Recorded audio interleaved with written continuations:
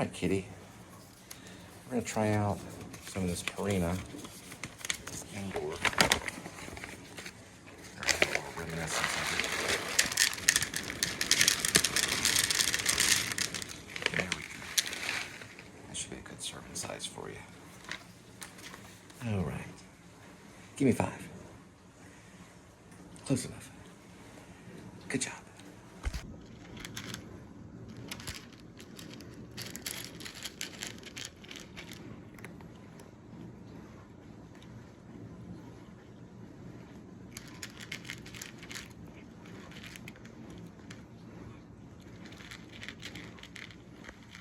All right, it's a Tuesday, January 6, 2026.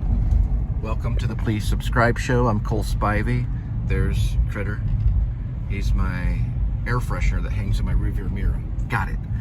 All right, accumulated info. I'm going to reset it, so don't pay attention to that right now. It's at 0 right now. Temperature is looking at 76 degrees Fahrenheit. I look at these two usually, the Apple weather and the weather bug. So Apple weather is about 70, high of 77, low of 6, what does that say, 52? Okay, that one's saying 52. And then this one is saying 78 on a high, and the low's 48. So pretty close, give or take a few degrees. Yeah, so I got to watch some of this Guillermo del Toro and Bradley Cooper interview. Right here, kind of see it. It's on Variety. It's going to a commercial, so I don't have any control of that. But according to how fast the internet is, we'll see if we can get the whole title of it. There's the title of it. Guillermo del Toro and Bradley Cooper talk about some of their movies. I went to the same school as Bradley went to in the graduate program of the Actor Studio Drama School MFA program. But I was only silently aired, so you could see me react to Benicio del Toro or Richard Gere, but you couldn't hear me talk with the mic. But you heard Bradley, so now he's working with Guillermo. And he did a film called Is This Thing On? Is This Thing On? It's about comedians in New York, the Comedy Cellar, and he was the cameraman. So they've got photos of him holding the camera, which is pretty impressive. It's kind of a Nick Cassavetes move. I haven't seen it. Will Arnett's in it. I saw Will Arnett on the Criterion channel just the other day. But yeah, it's supposed to be a good one. If Guillermo's talking about it, then yeah, it's obviously going to be a good one. And Guillermo's advertising Frankenstein. And then there are other movies, you know, they compare it with all their other movies. It looks like a good interview. I'm going to watch the rest of it later. So yeah, so I did post a chapter, there's the butterfly, of Rib, or parentheses, or Dog Night Out / Shepherds of Alaska. Or no, it's Dash. I'm sorry, Dash Shepherds of Alaska. And I did chapter 89. It's about a dream I believe Jed has and talks to a lady named Kathy. And then out of nowhere, another story landed on me, and I had to start writing another story because I'm just that way. But I'm not going to release the title of it or anything like that. And I'm not going to tell you about it until later. It might be a little short story, so we'll have to see. I'm on chapter 3. I'll just hint at that, but I'm not going to post that one. But I did post chapter 89 of Rib, or parentheses, Dog Night Out, close parentheses, Dash Shepherds of Alaska. It's entitled Katie, or Katy. The girlfriend's name, or the lady's name in it, is Katie. She's the one that's seen Shep, and then she used to see Jed. So it's kind of weird how those things are connected. And I'm planning on finishing up Rib no more than chapter 100. So I'm not going to go over chapter 100 on that one. So I guess you could call it a novella, I guess, or a novel. I don't know. I've looked up, it has to do with the word count and how many chapters, I think, or how many pages. That's right. The chapters don't matter. It's the word count or pages that make it a novel or a novella. But I'm not going to worry about that. So, what else? Oh yeah, please subscribe. And then if you'd like to support the channel, then here's my PayPal. and give a big thumbs up, and also the notifying bell, hit that. Been watching a lot of old Adam the Woo stuff. I kind of miss him for a while. I think I figured out what was cool about Adam. It's mostly his voice. I've been listening to some of the other vloggers, you know, that are Woovians, and Adam had a kind of an addictive sounding voice. It was almost kind of like a sports broadcaster or something. It just sounded very engaged and connected, like he was very interested in what he was talking about, and it was very powerful, and it pulled you in. And then, you know, his footage is just from, you know, like it used to just be from an iPhone, but I think he used like a Canon. I think it was, what was it, a Canon G7, something like Mark II or something like that. It was a PowerShot Canon, and I think he had a newer camera that was on a stick. You know, those cameras he held on a stick. But yeah, he's passed away. It was just a sudden thing, so we don't get to watch his vlogs anymore. I used to always watch him when I'd eat, maybe in Disney World or in Paris or Switzerland, or walking a back alley somewhere in the back country of the United States somewhere, or maybe like an abandoned structure, or I don't know, he could have been anywhere really. But we still have his little movies, you know, we still have his little videos. All right, this is the portion where you get to watch me pick up food at restaurants, drop it off at your doorstep.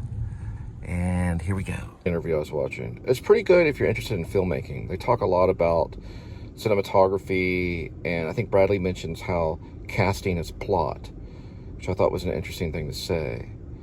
How casting can determine your plot.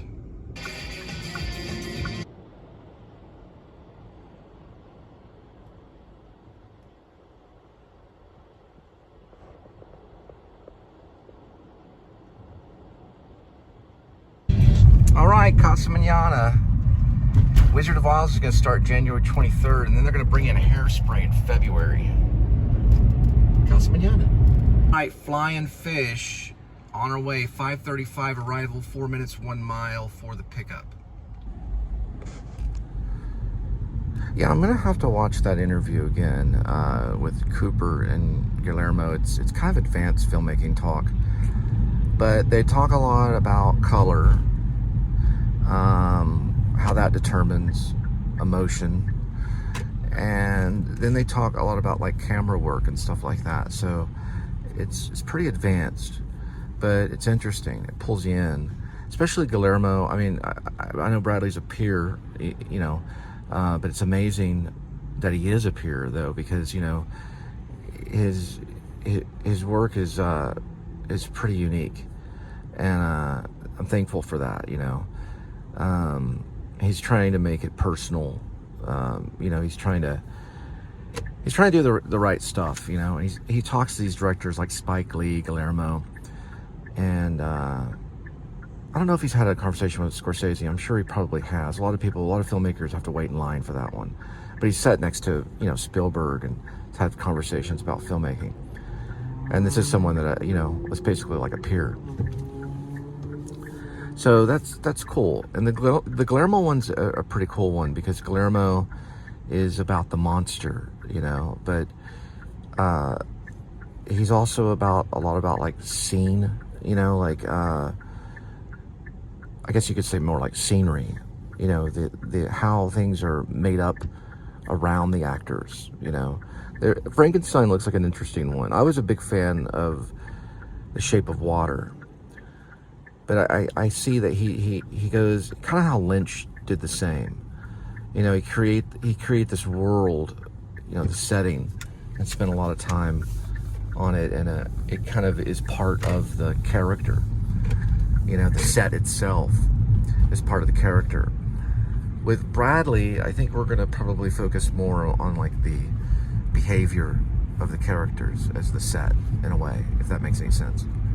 You know, the speciality is going to be in the acting and the behavior and the emotional tug of the characters and what they're going through, which I really do want to see. This thing is on. I just don't get to see a lot of new movies, but I hope, you know, maybe they'll sneak peek it on the Criterion channel, because I have the Criterion channel. I know Guillermo's been on there, so we'll have to see. But I will go back and watch that Variety interview and kind of study it. It's a good thing, even with vlogging, you know, because I've been watching a lot of vloggers talk about don't try to capture everything, focus on one thing, which is what we're about to do on Flying Fish. We're about to pick up at Flying Fish. So don't try to like get everything you want. Casey Neistat's all about like stability, you know, like not moving the camera, because it can make it nauseous. Maybe I should go. You know what? I'm gonna go in right here. Yeah, I remember watching some of these riot vlogs and almost wanting to throw up. All right, so $1.50 Gulf oysters every day, Sunday, all day. We got a grilled tilapia and a banana pudding with modifications. There's 4 ways to eat grilled fish at the Fish. They're going with traditional lemon oil, roasted garlic.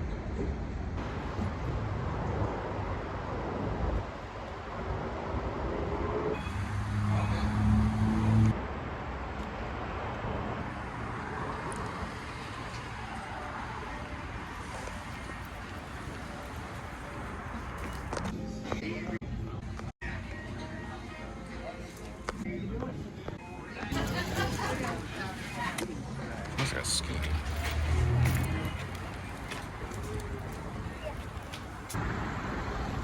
All right, 6:11 arrival, 30 minutes, 15 miles for the delivery.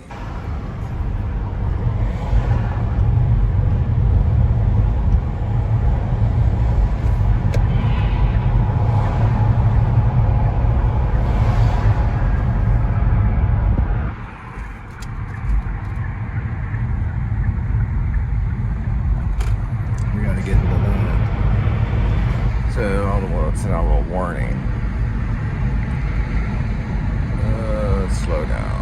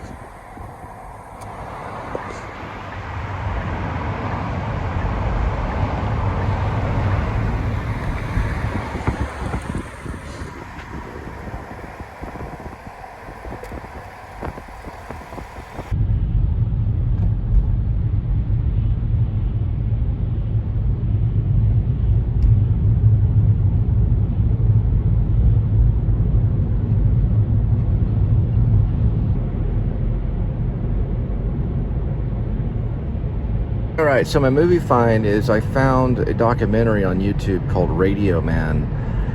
I don't know the guy's name, but he has been on over like 100 sets. He knew Robin Williams, and you know, he's been on set with like George Clooney, but mostly he's a background actor. He takes acting pretty serious.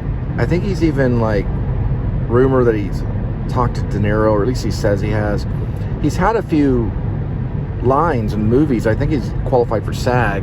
He's an older guy. They call him Radioman, and that's what the documentary was called on YouTube. And he also has his own YouTube channel. It's pretty interesting.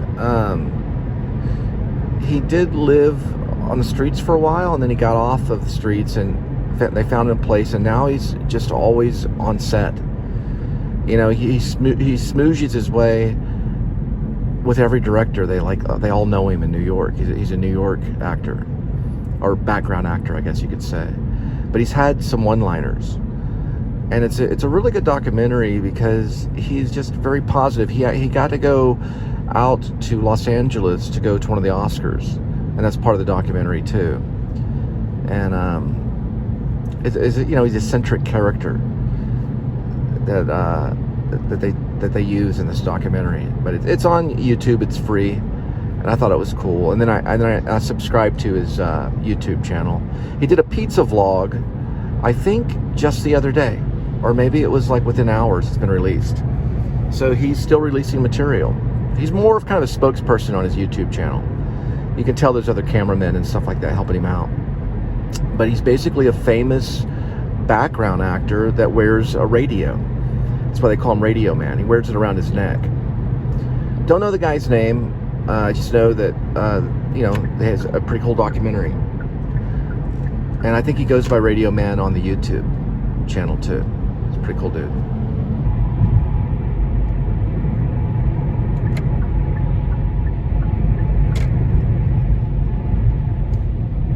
This fish was going 15 miles. Look at this. But it's going on the other side of Lakeworth, so they didn't have to catch it from Lakeworth. They could get it from Flying Fish.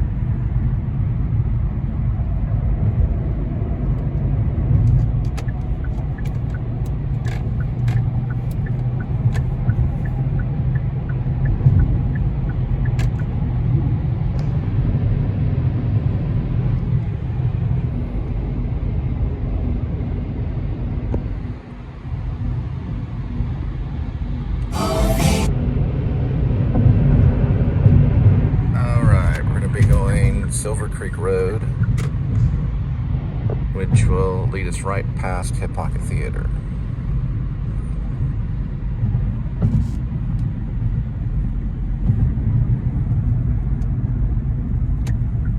And there's a Civil War museum that we'll pass by too.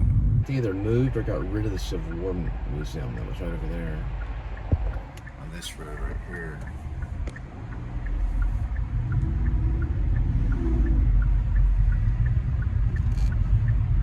I didn't see it out there, so I guess they moved it. Where's it down that way? I don't know. I thought it was over there. Yeah, it was over there.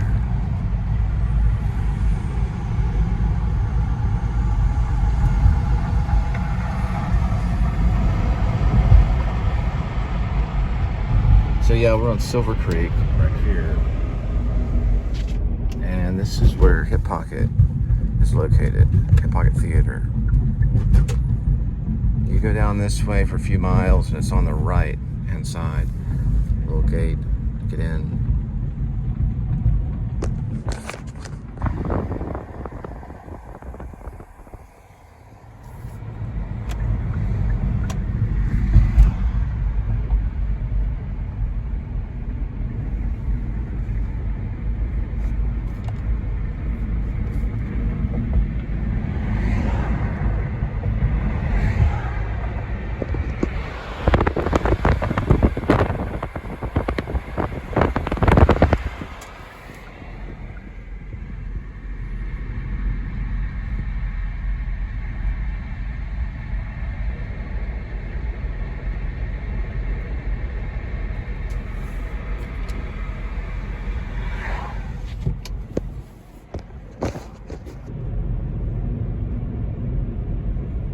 Alright, so we're coming up on Hip Pocket. This is one of the entrances to Hip Pocket Theater right here.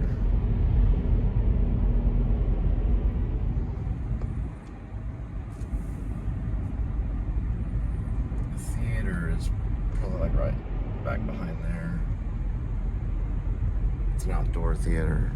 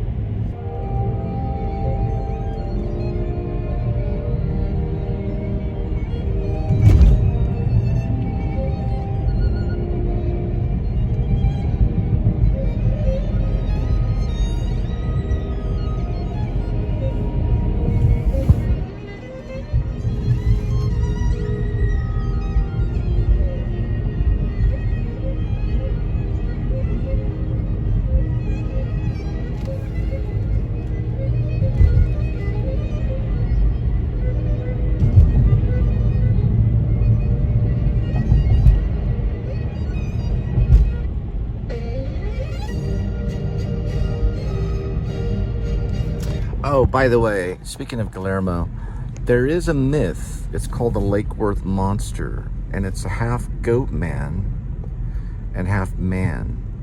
And there was a sighting. There's articles written in the Fort Worth Star-Telegram about it, and they've done a few vlogs on it just recently. I think there was a vlogger that vlogged it, a couple vlogs. Supposedly he showed up in a place called the Pit, and like a lagoon that's connected to Lakeworth. I don't know where the Pit is, but it has like a cliff, and they saw him at the top of the cliff, and he threw a tire 500 feet, or no, it was 500 yards. I think it was 500 yards. Both are extremely far, but yeah, they didn't know how it happened. It flew like over their heads, and it was a whole crowd of people that saw him do this, and then he ran off into the woods. But he's supposedly half goat and half man, and he has scales, so he like supposedly lives in the lake. Now this has been documented, so they've done. There's a vlog on it. If you put in Lakeworth Monster, Fort Worth, Texas, it should come up. So it's an ongoing myth. And Hip Pocket Theater did a musical about it one year back in the day. They even did a little, I think, 8mm film. They had some film. They filmed part of the, like it was like a promotional film. It might have been video, but I think it was film. Back when Doug Ballantyne was with Hip Pocket, he was a musician. So, you know, supposedly there's a monster out here somewhere. I haven't seen any sightings of it, but, you know, I'll have to get the guy's name that did the vlog on it. I guess you can count this as a vlog, at least I'm talking about it. But he did one where it shows the articles and some people some eyewitness accounts and stuff.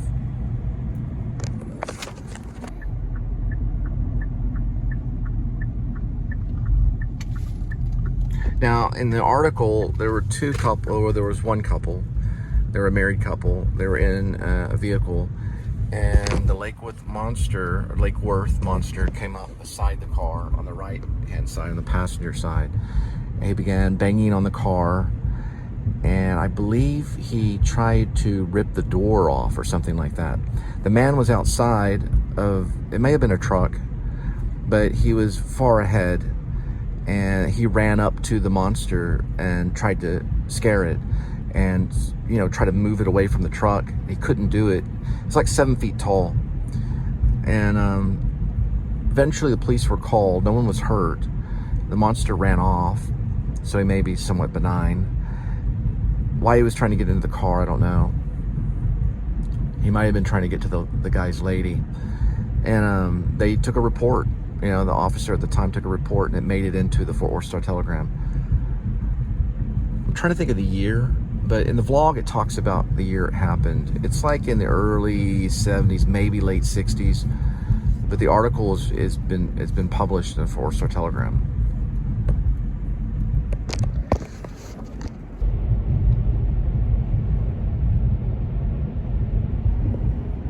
There's a lagoon right there.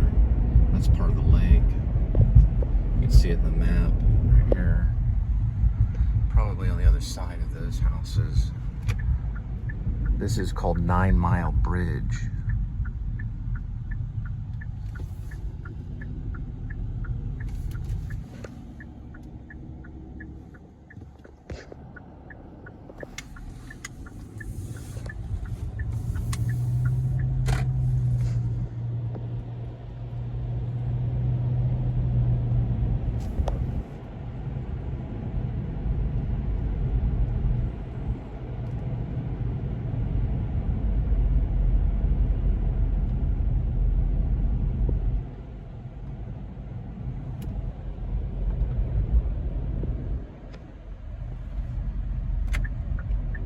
Rainbow is the name of this.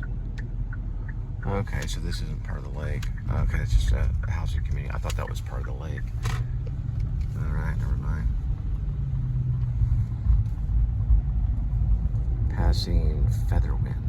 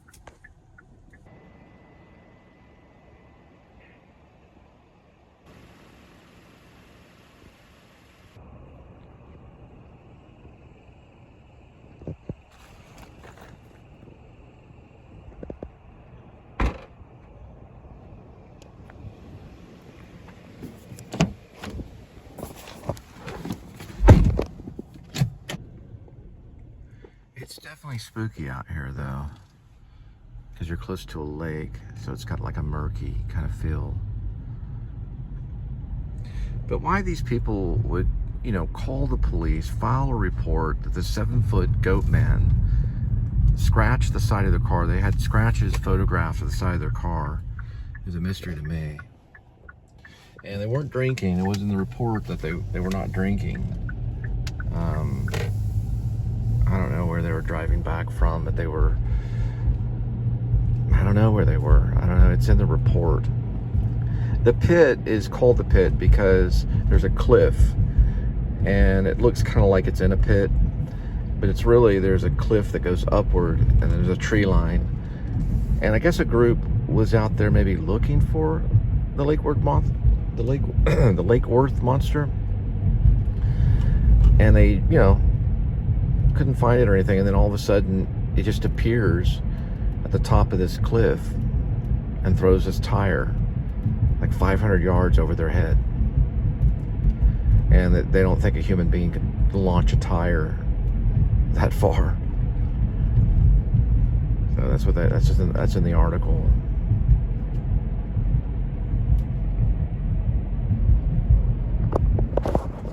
Here's a vlog that was done on the Lakeworth Monster alleged goat man attack 2 weeks ago by Lyle Blackburn. He's also got a band too called Ghoul something. This is the one that I saw. Let's see if it shows his band.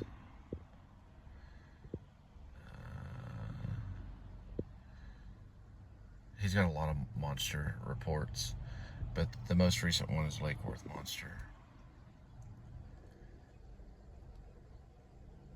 Let me go to here. Beast Boggy Creek. I'm just looking for his band's name. Ghoultown. That's his band, Ghoultown. It's a native Texan. Author, musician, podcast, cryptid research. But his most recent one is on the Lakeworth Monster alleged goat man attack.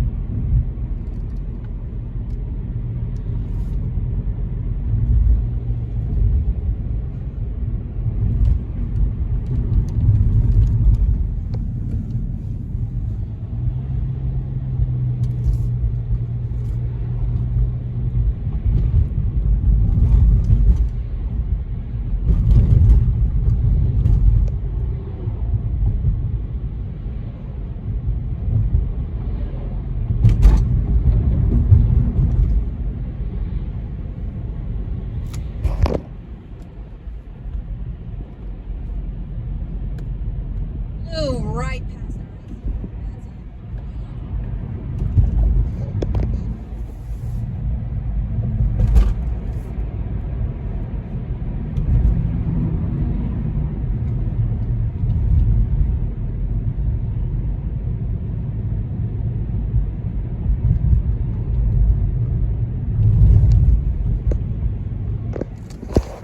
our road right there called Good Night, and I believe Hip Pocket's just a few, maybe like half a mile or so, right past Lake Haven to the left if you're traveling this way.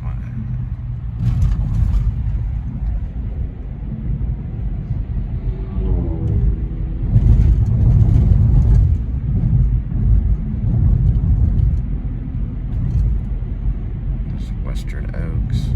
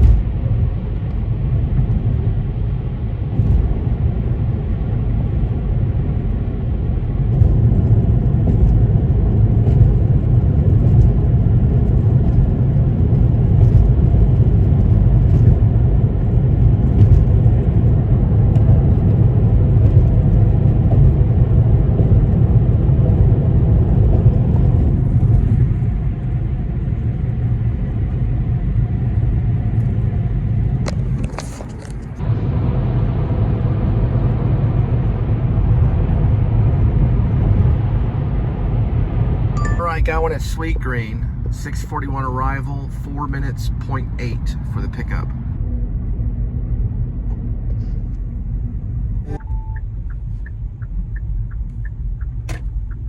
I don't have time to shop, so how about all my... Right, Sweet Green on the way, 7:01 arrival, 16 minutes, 5.3 miles for the delivery.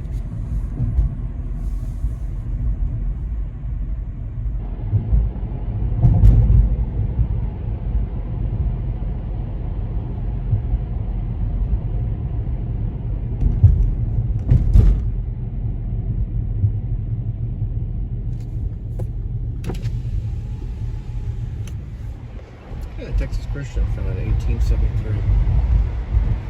It's a university. It's been here for 153 years as of this year. Right off University. Veoza can cause serious side effects, including liver problems. Your doctor will do blood tests before and during treatment. Stop Veoza and call your doctor if you have symptoms of liver problems, such as feeling more tired than usual, decreased appetite, nausea, vomiting, itching, yellowing of the eyes or skin, pale stool, dark urine, or stomach pain. Don't use Veoza if you have cirrhosis, severe kidney problems, kidney failure, or take CYP1A2 inhibitors. Ask your doctor about Veoza. To learn more, call 1-866-239-1637 or go to veoza.com. That's VEOZAH.com.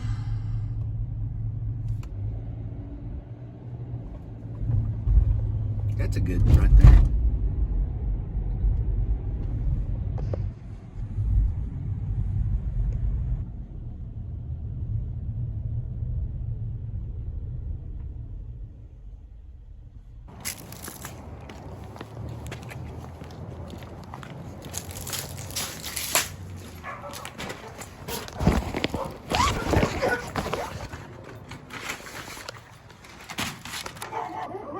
Texas Civil War Museum is now permanently closed.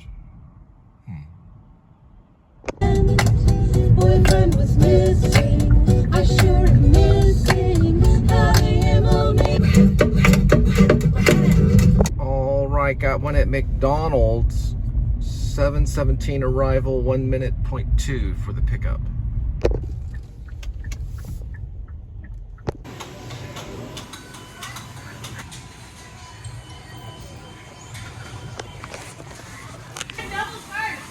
All right, McDonald's on the way. 7:29 arrival, 6 minutes, 1.3 miles for delivery. With a Tom Tom Club, Genius of Love.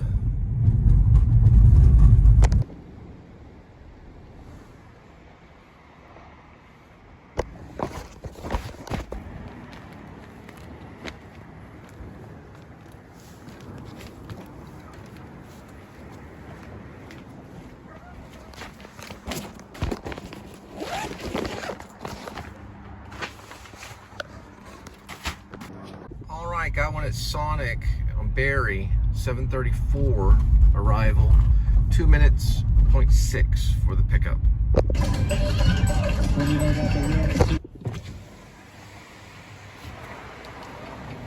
All right, Sonic on the way, 7:46 arrival, 7 minutes, 2.7 miles for the delivery.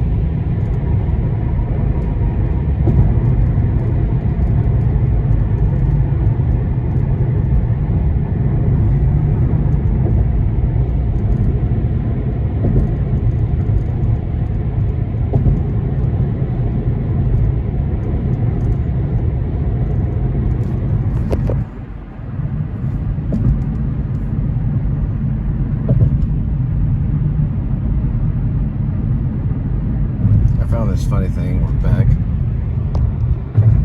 He's unplugged. Let's see if I can find it. We have to. It's right here. There's a bunch of different intros to where it's at. That's the name of it, though, if you can find it. And they're doing it on a Casio keyboard. He does like, I don't know, 20 different intros. using like laser beam and sitcom bass or something like that. It's pretty funny. That's where it's at. All right, St. Paul Lutheran's Church and School. Unto us a child is born. Isaiah 9:6.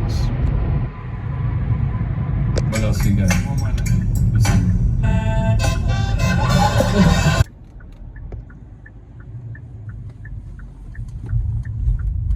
All right, got one at Panera Bread, 8:18 arrival, 2 minutes, 0.4 for the pickup. All right, Panera Bread on the way, 8:33 arrival, 11 minutes, 6.6 miles for the delivery.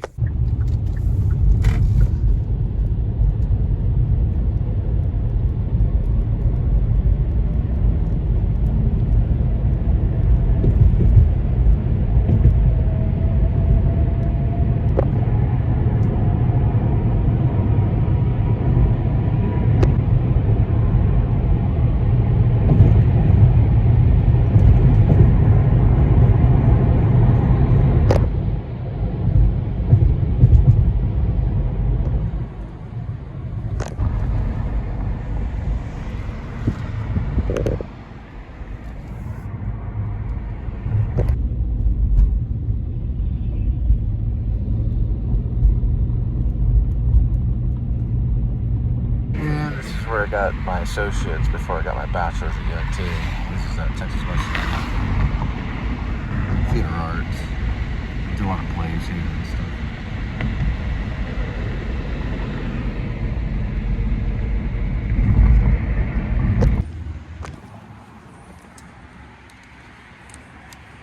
My first year was 93. We did Hot Ale Baltimore by Lanford Wilson. I played the John. Only had a few lines. And then that same year we did Menechme.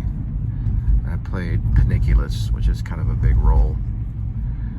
I also branched out to Circle Theater and did North Pole Nightmare that first year.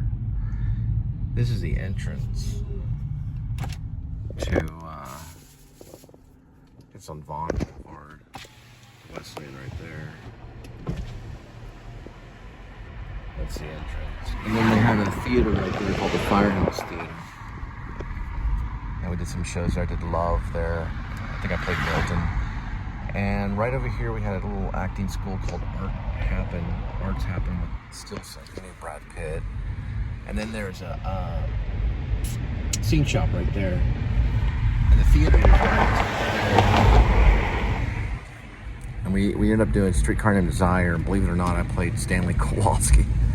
I was surprised because I was hoping at least get the role of Midge. I was like, I might could get Midge, and then next thing on the call sheet says that I'm Stanley Kowalski. I'm like, oh man, I gotta start working out.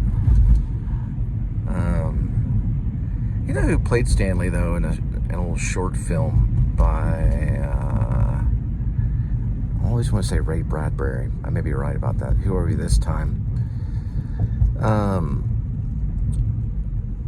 Christopher Walken played a version of Stanley Kowalski. I think it is Ray Bradbury that wrote that. Who are we this time? They did a little movie on it. I think Susan Sarandon played Blanche, and Christopher Walken played Stanley. And it was like a little story about it. I want to say that was Ray Bradbury. I was wrong. It was Kurt Vonnegut that wrote it. It's called Who Am I This Time? And that's Christopher Walken playing Stanley Kowalski with Susan Sarandon. It's Kurt Vonnegut's story. Okay, yeah, it's Kurt Vonnegut. I gotta get that straight. Who Am I This Time is the drama. It's a 1 hour little film. Sorry, I thought Ray Bradbury wrote it. Streetcar Named Desire was written by Tennessee Williams, but this is like a version of like a community theater actors that end up doing a version of the Streetcar.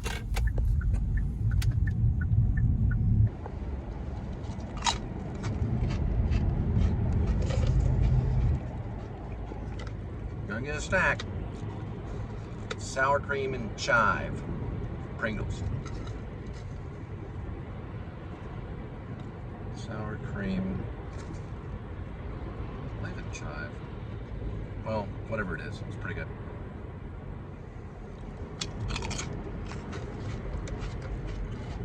You're gonna get a snack.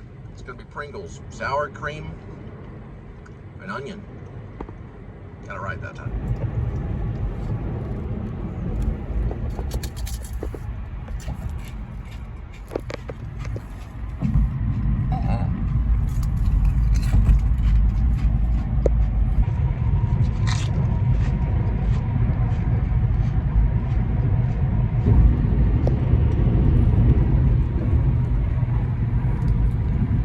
Yeah, it was Kurt Vonnegut that wrote Who Am I This Time? It's a 1980s little short film, Christopher Walken, based on a short story called Who Am I This Time?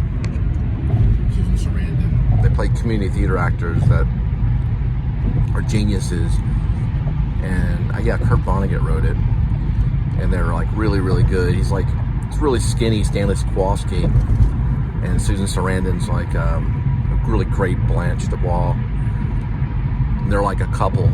They go to like this community theater and get cast in Streetcar Named Desire by Tennessee Williams.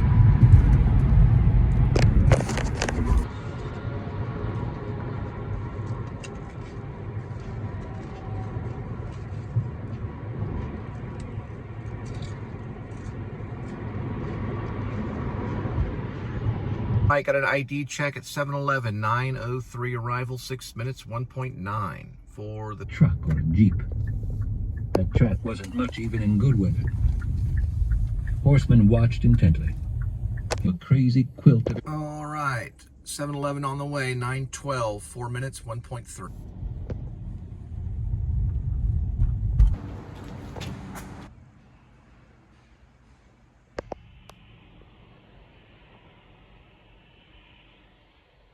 Right, Van Leeuwen Ice Cream, 10:12 arrival, 2 minutes, 0.2 for the pick. Van Leeuwen Ice Cream.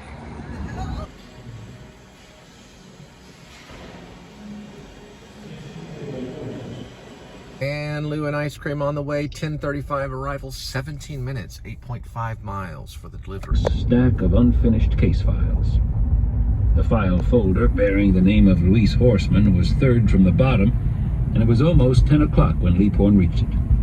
He read through it, leaned back in his chair, lit the last cigarette in his pack, tapped his finger against the edge of his desk, and thought, I know where Horseman is.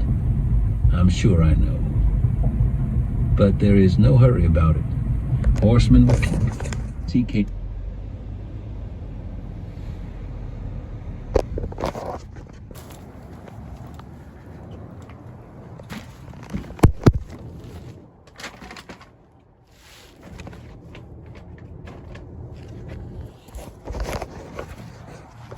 Mrs. Kreutzer had decided the woman was unattached. There was postmarked Window Rock, Arizona, with the return address of the Division of Law. Looked at him over her glasses. You're getting pale. McKeeman. But as he walked down the hall toward his office, he did mind. At least a little. George Everett had asked him to take his classes this summer because Everett had an offer to Chinley, and some talk of trouble west of the Colorado River gorge up on the Utah border. None of it sounds very threatening or unusual if that's what you're looking for. I gather the No Agua business involves trouble between two outfits in the Salt Cedar clan over some grazing land. The business up in Utah seems to... McKee smiled. Leaphorn had been All right, last one for tonight. Taco Bell, 10:48 arrival, 3 minutes, 1.3 miles for the pickup. There's a taxi on it.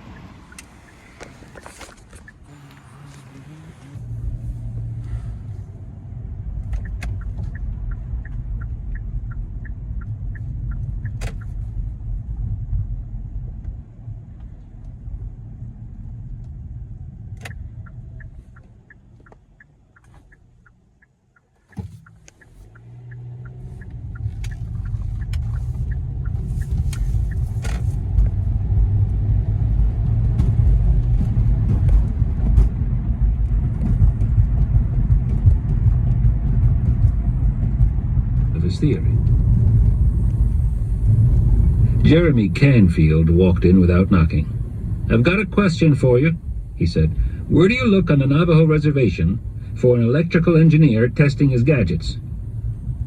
He extracted a pipe from his coat pocket and began cleaning debris.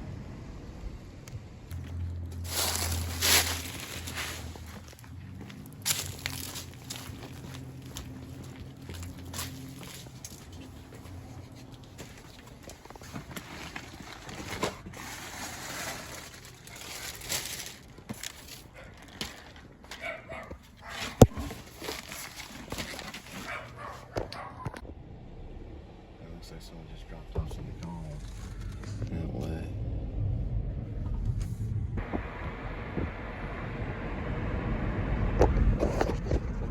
Yeah, I found this recording of Beck's Unplugged Lost Cause and Lonesome Tears. It's a pretty good one.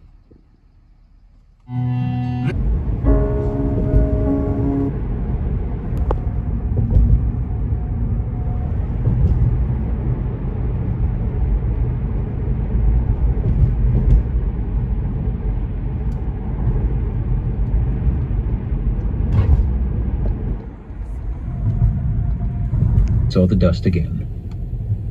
"Oh," Horseman said, and relaxed. The truck had turned toward tall poles. It would be the army people who watched the radar place. He moved away from the tree, trotting now. He was hungry, and there was a porcupine to singe, clean, and roast before he would eat. Luis Horseman had chosen this camp with care. Here the plateau was cut by one of the 100 nameless canyons which drained into the depth of Many Ruins Canyon. Along the... Horseman felt the dread again. It would be a sign. Right, Kitty's gonna have this fancy feast, and I'm gonna have some of these pickle chips with a couple of these fish fillets. Y'all have a good one. Good night. Try this pickle chip.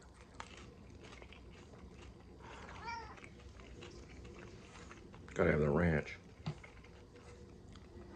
Chat a little bit later, won't we, Kitty? Okay, let's get some of your food.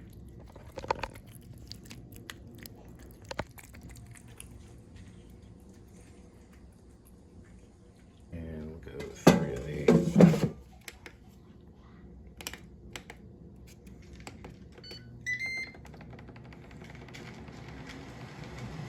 Check in 8 minutes.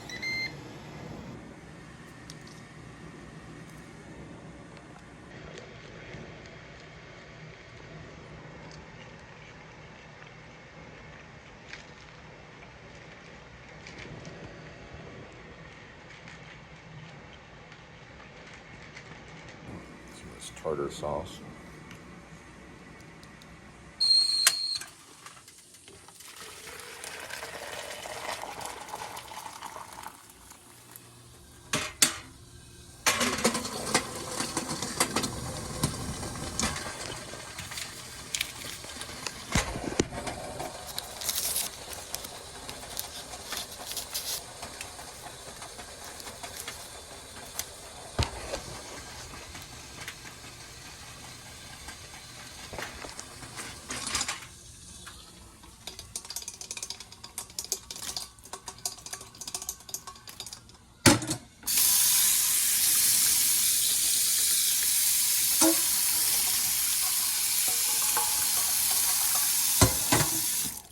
Some of these red onions or Italian flatbread onions.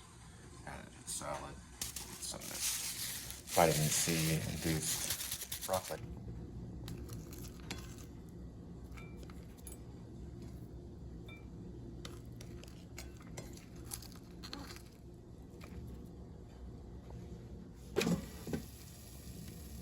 That looks tuna salad. It's a special kind of hamburger meat. It's higher in protein. It's a super protein hamburger meat. No ice water now.